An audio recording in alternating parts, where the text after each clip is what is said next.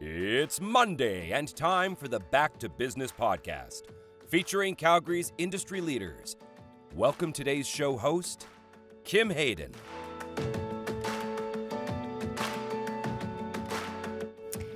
Are you stuck in the safe?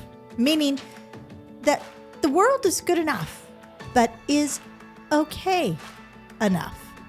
Our next guest, Kevin Halliday of KevinHalliday.com, has launched and scaled massive businesses in Canada. But he's took a step back. 50's barreling down at him. Is it time to play it safe or time to step out? Let's see what he has to say. But first, our land acknowledgement. We here at the Calgary Petroleum Club, in the spirit of reconciliation, honor and acknowledge that the land on which we learn, work, and live is Treaty 7 region of southern Alberta. This place is a traditional homeland for the First Nations and Métis peoples, and today we all are part of this treaty land. Alrighty, Kevin, thank you so much for joining us here today. Welcome.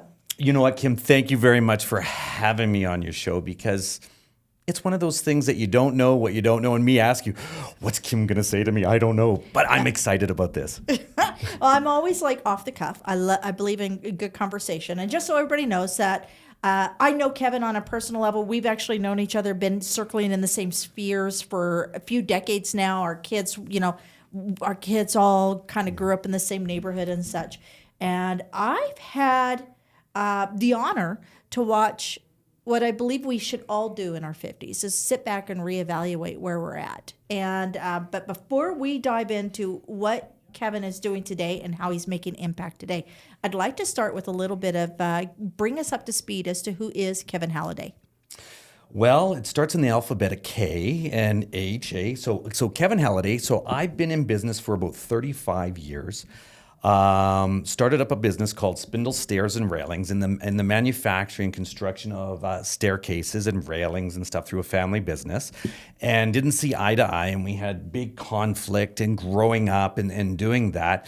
So getting into a family business, very difficult to do, and it's not a bad thing to fail, because great things happen when we fail.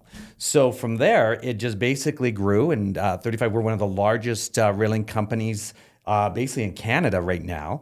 And from there, I, during COVID, started up Plexi Canada and a whole whack of different businesses. And what was really interesting about this, as a young entrepreneur starting off and seeing what it took to get to the next level, and knowing the things that you don't know. What really happened was all about us. I'm successful. I'm making money, meeting great people, and yourself. Like when we met years and years ago in real estate and in doing this, and everybody has their gifts. Everybody's doing this, and we're all intertwined. But there's one thing that we always seem to forget is our true self and who we actually are as an individual. And I had a tendency, and I forgot all about that. I forgot who I was and what I stood for. So you ask, who is Kevin? Well, Kevin was a partier. Kevin worked hard, and I worked extremely hard in everything that I did.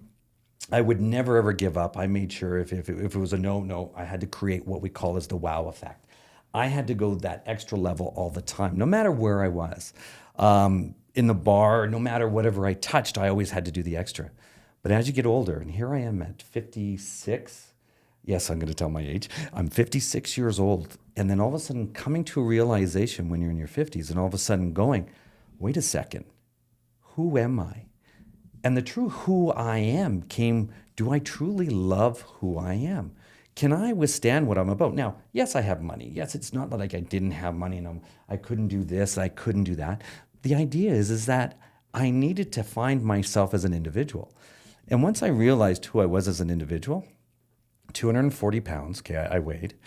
I had sleep apnea. I got that because obviously putting on weight and had to wear a mask. I had gout. Now, gout being a very, very king's disease, they call it. And the king's disease is basically too much beer, too much wine, too much rich food. So anything that crawls on the ocean floor that'll create gout. And I had it so severe that I had to take pills every day. Now, I just thought this was a part of life, a part of just getting old, just a part of being who we are. But it was interesting.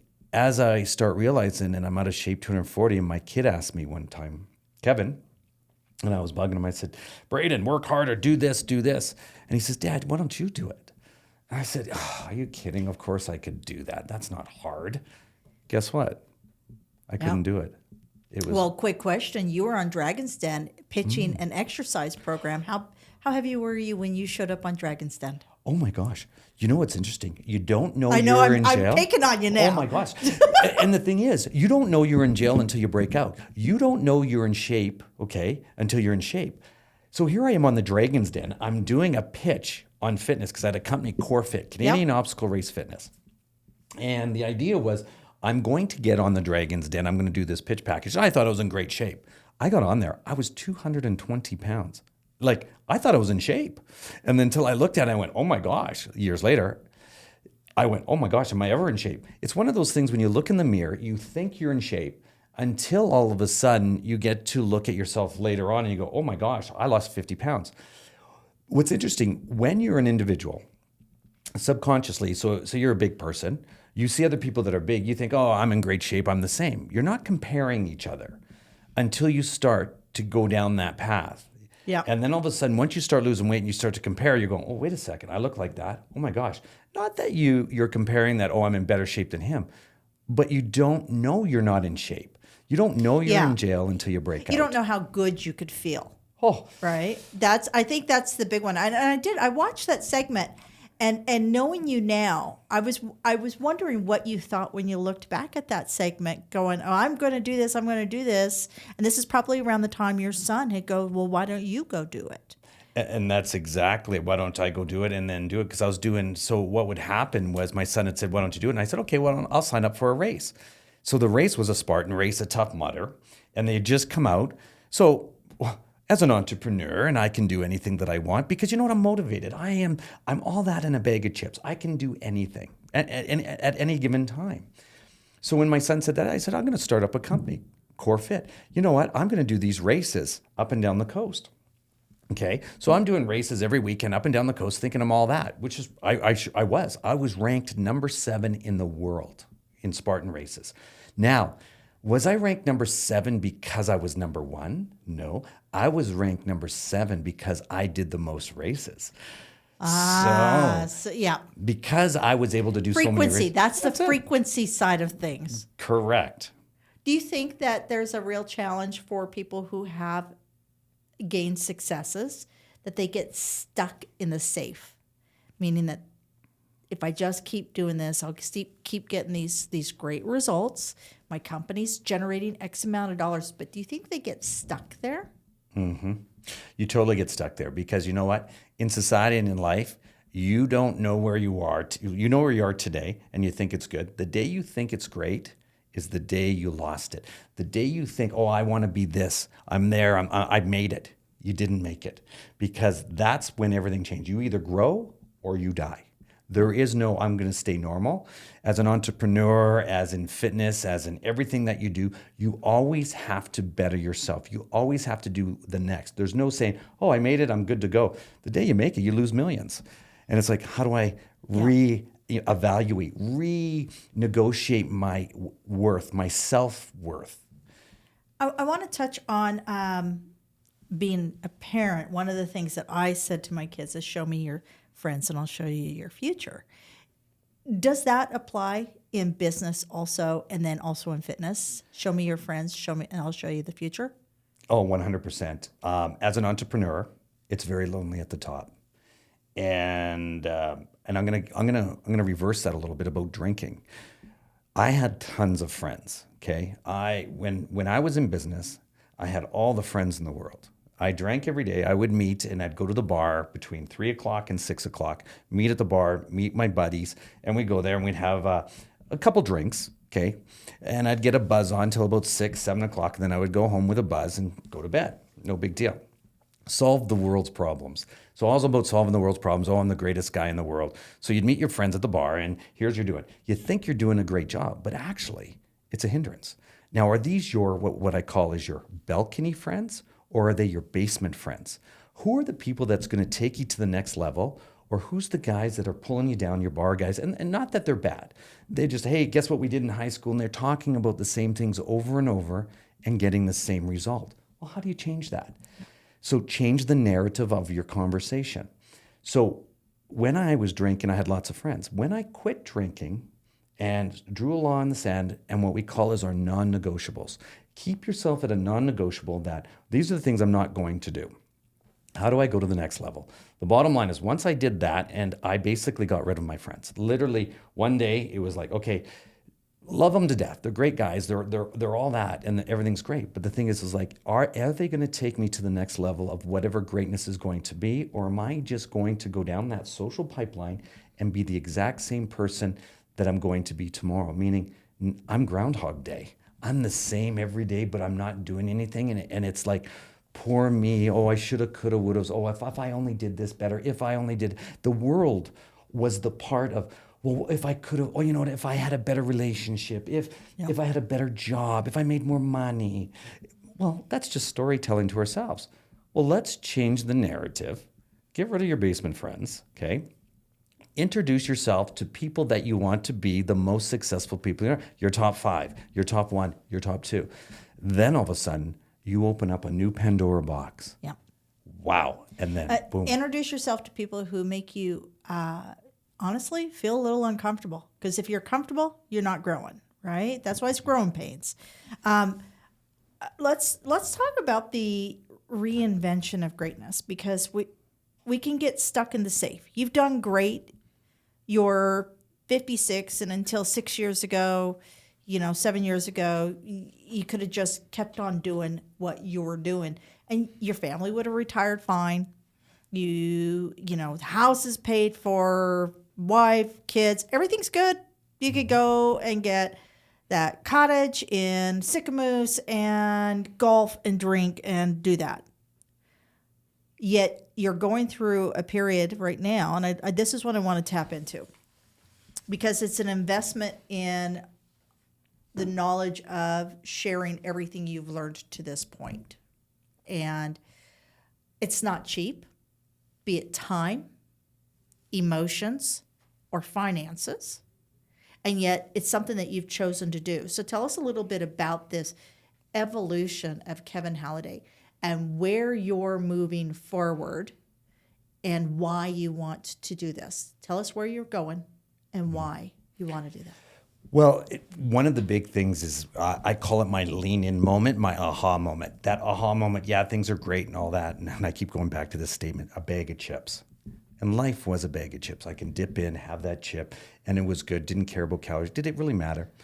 But all of a sudden, your body, your mind starts to change. And it's not your mind, because you want to be better all the time. Your mind, you're thinking of this, you're dialed in, you think you're dialed in, okay? Then all of a sudden, your body's saying, well, I'm a little bit, the gout's kicking in. That's just getting aged. But what was the real big factor for me is when I was watching television and a friend had called me, Chad McCormick, and said his wife was competing in the bodybuilding competition. And he says, hey, look, and I knew her, and her name's Karen. And I looked at her and I went, oh my gosh, she looks absolutely amazing. Then I realized something at that particular time, and I was 50 years old, or I think it was, just about 50. And the realization at that moment was all of a sudden I said, here's a girl that's doing this. And it's not about the fitness aspect. What would happen, okay, take my mind, what would happen if I said, I'm going to give myself a no retreat, no surrender, I'm going to do with David Goggins, and if you're familiar with David Goggins, as Bill Callisis for 1 year. What would it take and to truly be excellent in 1 year? Give up everything and truly eat healthy, work out every day. But it wasn't about the physical mind. Physically, it was about the mental mind. How can I take myself mentally, okay? Yes, my relationship is good. Yes, I have money. Yes, I have this, but sure, all that, I keep going back to that. But the whole point of the matter was like, now I'm going to really streamline my focus, my mental focus. And what's the hardest thing to do? Competitive bodybuilding. Why is competitive bodybuilding one of the hardest things to focus on? It's not the workout, because you have that anyway. It's like anything. Going to the gym, that's only 10%. 90% of it is all about food, nutrition. Everything's about what you put into your body. You have this beautiful Ferrari or a truck or whatever it is, and I call it your body. What are you fueling it with? And I said, okay, I'm going to have a mental intensity to basically, I'm going to form my head to see what I can do. Sure enough. Now I started to put food in my thing. But you have to do it as a non-negotiable. How do you create non-negotiables? So the non-negotiable is that, okay, if I say it out loud, then I become that, okay? Integrity is very important. You have to do it. So how do you do that? Well, I said, all right. I phoned up Karen. I said, I need a trainer, and I'm going to train. I'm going to do this. So she says, well, I don't train, but I'll give you the guy by the name of Leo King. He owns King's Fitness. He's the president of the WNBF bodybuilding. So I said, all right, if you say it, you become it. And I'm all about the wow, and you do it. That, like, integrity is the most important thing. So I turned around and I called Leo up, and I said, Leo, my name is Kevin Halliday. I don't believe you know who I am. Well, I know you don't know who I am, but what I'm going to do is I'm going to start tomorrow, and I want to compete in a professional bodybuilding competition within the year to 2 years, like within the year. And he says, yeah, okay. Of course he said, yeah, okay. You know why? Because everybody says, yeah, okay, I'll do it. I'll do that. It's the New Year's resolution. Oh, it's 6 months. Great, I'll take your money. And I said, I'll meet you. I went and met him for the first time. I said, here I am. I'm Kevin Halliday, and I'm overweight. I said, we'll take a picture before, during, and after, whatever the storytellings that you have. He's gonna say, yeah, here it is. And I said, no, Leo, I don't think you really understand what I'm saying. What I say is what I do. Integrity is the most important thing, because I am about health, I'm about wealth, and I'm about mindset. How do you become what you want to become? And he says, all right. So I said, okay, take the picture. Takes the picture. First day I'm there. We're lifting weights, it's hard. Second day, third day, hard. Then we start on the diet. Now, what's really interesting, when you're out of shape and you're getting into shape is awesome. But what happened is my posture started to change. My back started to turn. I had sore feet. I had soreness where I never thought I had soreness. Not because of the workouts, because that's 6 months later, I'm in it. But what's happening is your muscles are starting, and here I am, 50 years old, where you were before. And remember, I never worked out and did body weight, and then I'm going to compete in bodybuilding. Are you kidding? Now what happens is your muscle has to redefine itself. It has to start all over. Now you got proper posture, proper lifting of the weights. Now it has to reinvent itself. It has to start over and do this. And you go, oh man, my arm's really sore. I got tendonitis, elbow or whatever.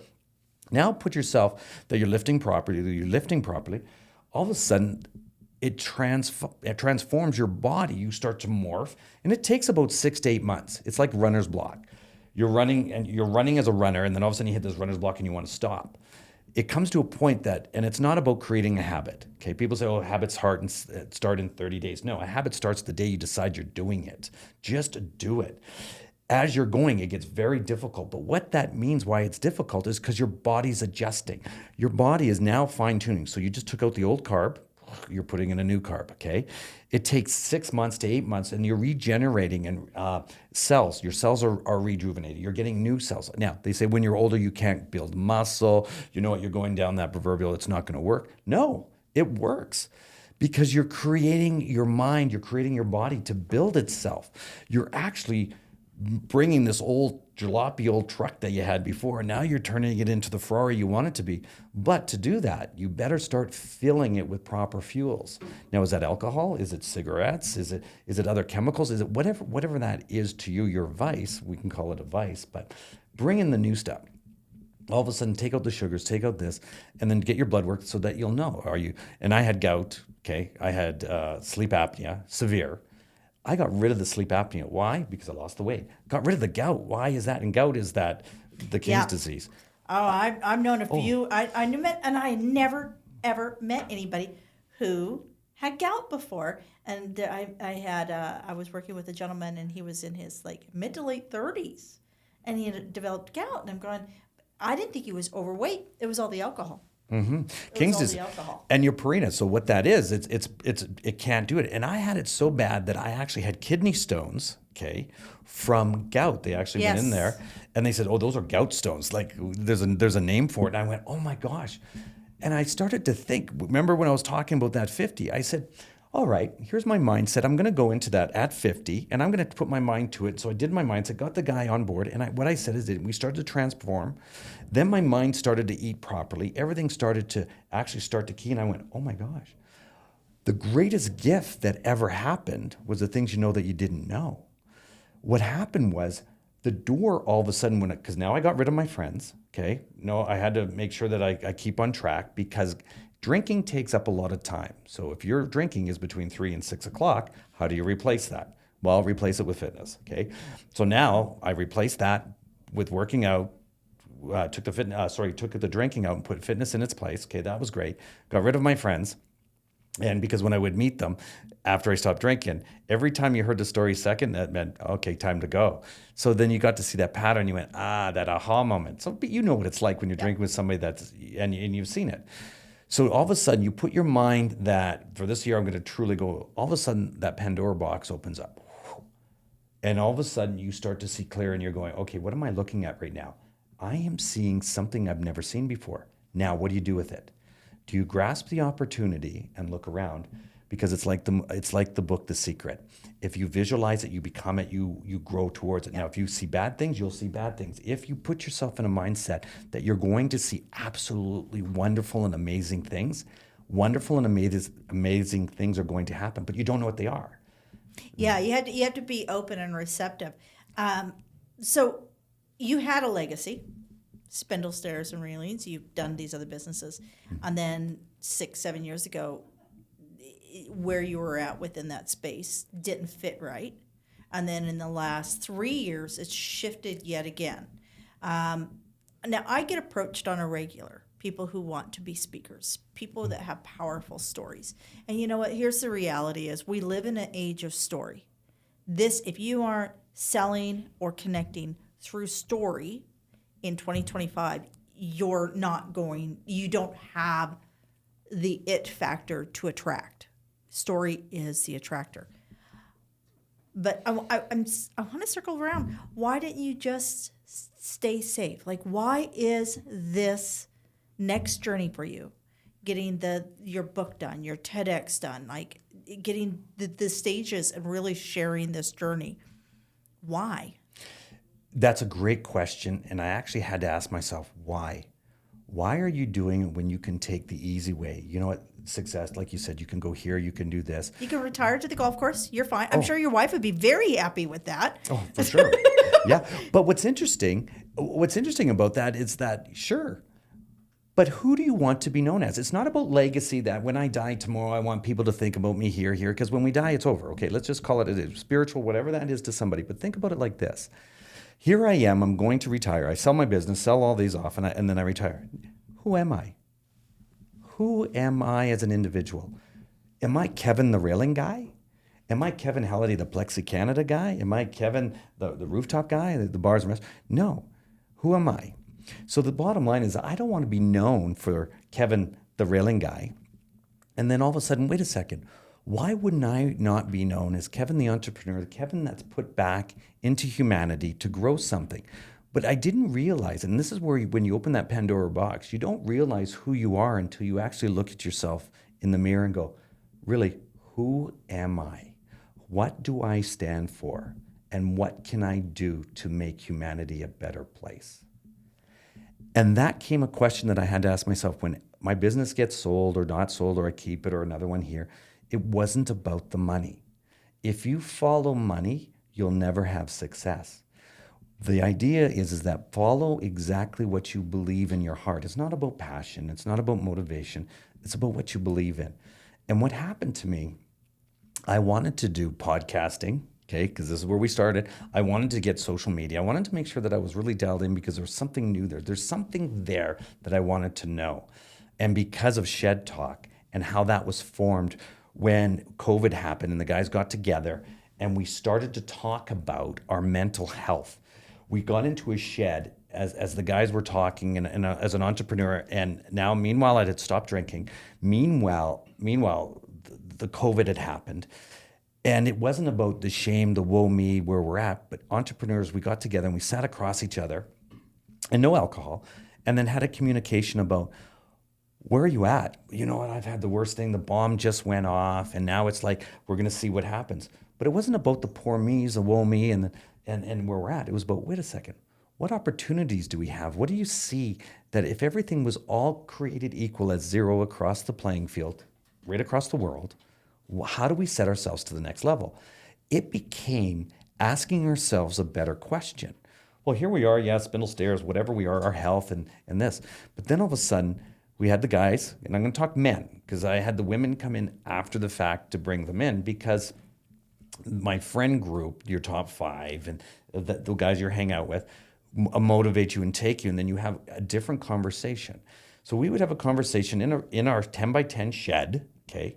And entrepreneurs would come in there, and we would just say, hey, let's call so-and-so up out of the blue, okay? So Chad and I would say, let's call this guy. Who do we want to talk to? Anyone in the world. We have connections. Let's talk to them. Let's meet them in our shed and just have a conversation. No podcast, because we didn't have podcasts at the time.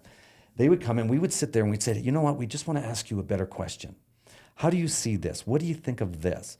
What do you know that you don't know? And then all of a sudden we started throwing ideas back and forth. Then all of a sudden, you know what? I really have a hard time with this. And it was like, oh, interesting. I never thought of that.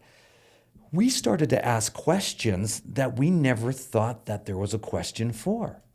So what did it do? It created curiosity. And then all of a sudden we started talking. We're going, listen, we're in a 10 by 10. We got to figure out how to take this to another level. You know what? People would want to hear this. So what did we do? Let's build a podcast. Okay, so we got mics, we did everything, and so we created a podcast. I said, no, let's not just build a podcast. Let's hire the right people. Let's get the greatest people in the world to produce it. Let's get our social media. Let's do something that hasn't been done. Yes, it's been done. Yes, only 1 out of 10 do their podcast, but let's take it to another level. So we created that podcast. Then all of a sudden, as I'm doing a podcast, as I'm start talking to more men and women, all of a sudden, that Pandora box opened up, and all of a sudden, I got to see something that I never saw before. Here I am at 50, talking about where I'm going to go and how I'm going to get there and why I want to do my social branding. Then all of a sudden, I needed to listen. And the day I started to actually listen and be present at that particular time in life. So sit there. When you get out of bed, put your feet on the floor, spread your toes, and just be present at that moment when you wake up. And feel your toe go onto the hardwood floor or go into the carpet. And take that deep breath and just be present in that moment. The day you're present in that moment will be the day you'll change your life. And the day I became present, when I first heard the conversation about a guy going, man, I felt like committing suicide. And that moment there turned my life to say, you know what? I hear you. I understand what you're saying, and I believe in what you're saying. And that opened up to have ShedTalk, to have that conversation and say, you know what? Here we are at 50 some odd years old. We want to change our lives, but no one's hearing me. Who's hearing? Yes, my kids. Yes, they say, yes, I want to go to the next level. Yes, I want to be this. But who's truly hearing me? Yes, there's mental health for kids. Okay, let's talk. Let's do this. But let's talk about it. Here I am, 56 years old. Here we am, and I'm listening to other men my own age saying, okay, how can I go to another level? Oh, here I am. And some of them had been through recent divorces, been divorced twice. They have money, but they live in an apartment. They're out of shape. They're trying to get it. Kevin, I can't be as motivated as you. I get it. But you know what? Make sure that we just allow yourself to be present at that particular moment, wherever you're at, and take the next step forward. All I'm here is a conduit to let you know it's okay. Take the one step forward. Here's the little tidbits or little life hacks or whatever you want to do to get yourself on the right path. Now, is it about working out? Sure. Healthy mind, healthy body, healthy everything, because you can never leave a gym without feeling bad. And people, we talk about health issues, and I talk about health to people. I said, and we're over 50.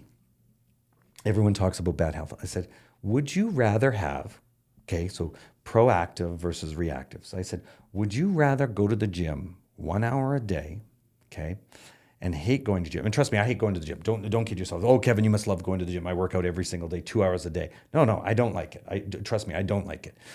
But I look at it in my head and I said, you know what? I would rather, and I had cancer, and I had bladder cancer.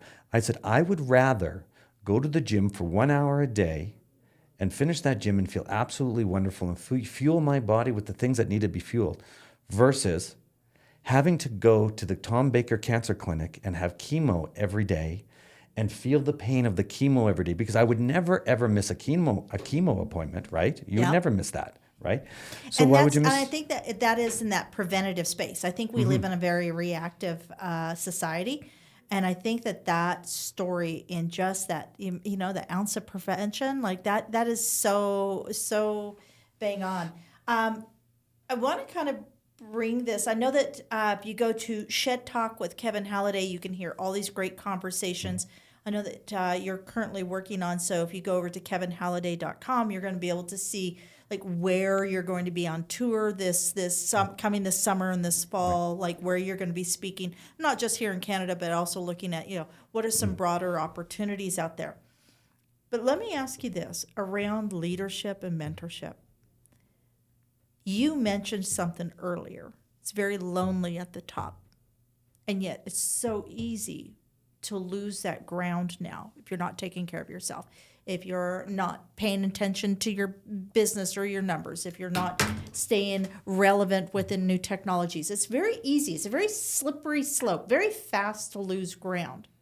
How important and how hard is it for people who are working in that leadership space already within their business, who are feeling lonely at the top?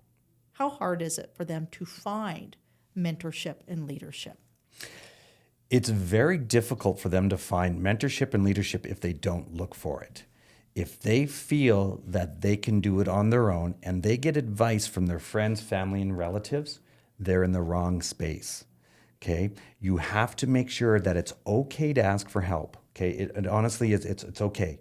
You're allowed to. Okay, you're not on a desert island, but to get leadership and to get as a great leader, you have to find other people that'll help you lead. As everything that you do in life is about others, so give back to others. Same way that someone's going to come to you and ask you for advice.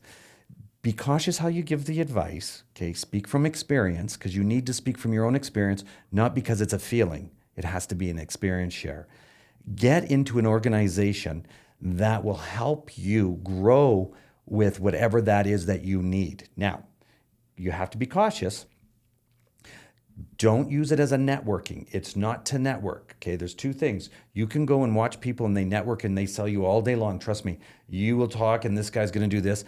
Do not buy the book. Do not get sold by somebody. There is thousands of coaches out there, and I appreciate there's great coaches out there. Be very cautious how you do it, because those... Find the right fit. Find the right fit that's actually leading by example. I think that's the big one, is like do your research and your due diligence. And I think that's why I have said since we first sat down 2.5 years ago on this journey, I really believe that you have the ability to go out and share this wisdom because you've lived it. You've joined the professional groups that will help elevate you to the next level. You've honored the relationships. And I know that you are probably still available and friendly with the drinking buddies. However, you no longer drink with them. But if they wanted to come to the gym with you, would you invite them to the gym? Oh, 100%. But here's the difference. Would they? No. And it's okay. It's okay. So it's okay to a reason, a season, and a lifetime. And I believe we are in the Kevin Halliday lifetime now.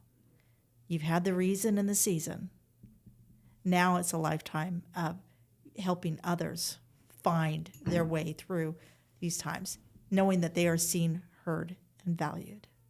Yeah. Kevin, I thank you. I'm looking so forward to your talks. And you know what? Be sure if you're listening to this that you come back and you check. I know that Kevin is being booked here at the Calgary Petroleum Club to speak to men over 50. However, I think it's something that everybody can learn from. Oh, thank you very much. You're exactly right.